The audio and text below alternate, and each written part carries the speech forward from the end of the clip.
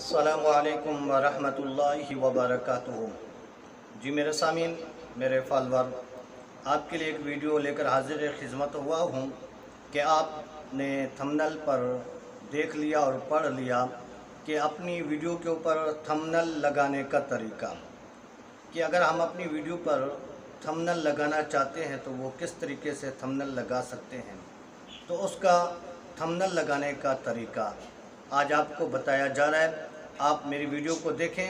अगर आपका थंबनेल अच्छा होगा और टाइटल ज़बरदस्त होगा, आपको सब्सक्राइब भी मिलेंगे, आपकी वीडियो वायरल भी होगी।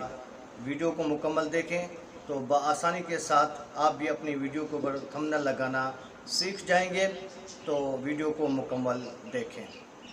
थंबनेल लगाने के लिए सबसे पहले आप जो हैं VT स्टूडियो पर आना पड़ेगा।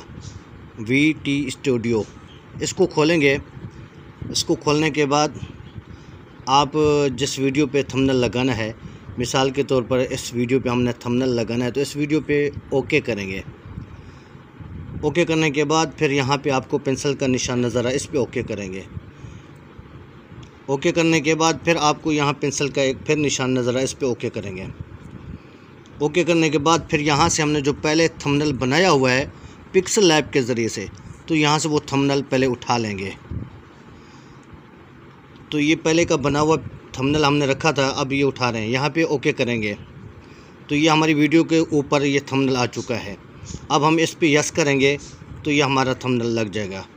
ये ओके करते हैं, ये अब हम थंबनेल लग चुका है।